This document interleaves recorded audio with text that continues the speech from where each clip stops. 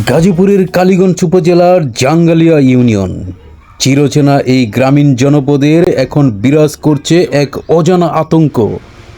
দিন কিংবা রাত একা রাস্তায় বের হওয়াই যেন এখন সবচেয়ে বড় ভয়ের কারণ। ইউনিয়নের বিভিন্ন গ্রামে আশঙ্কাজনকভাবে বেড়েছে বেয়ারিশ কুকুরের সংখ্যা। পথচারী, স্কুলগামী শিশু থেকে শুরু করে বৃদ্ধ কেউই নিরাপদে নন। প্রতিনিয়ত ঘটছে কুকুরের কামড়ের আহত হওয়ার ঘটনা।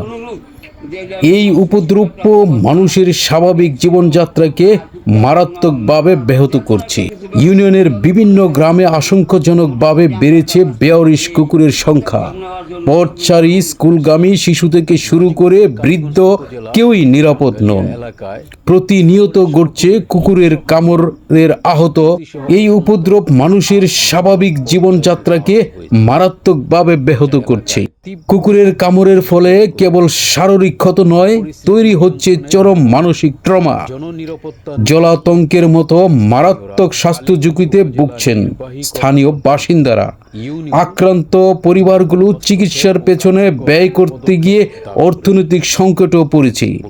রাতের বেলা সাধারণ মানুষের চলাচল প্রায় বন্ধ হওয়ার উপক্রম। রাস্তায় বের হলে 4-5টা কুকুর একসাথে তাড়া করে। বাচ্চাদের একা স্কুলে পাঠাতে ভয় লাগে, বাজারে যেতে লাঠি হাতে নিয়ে বের হতে হয়। আমরা এই আতঙ্ক থেকে মুক্তি চাই। জাঙ্গালিয়ার মানুষের স্বাভাবিক ও নিরাপদ জীবন ফিরিয়ে দিতে প্রয়োজন দ্রুত কার্যকর পদক্ষেপ।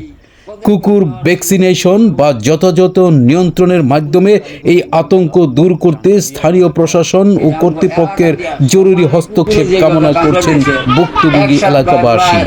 ধন্যবাদ। বাচ্চা এবং বয়স্ক লোকদেরকেও এই কুত্তায় কামড়ায়।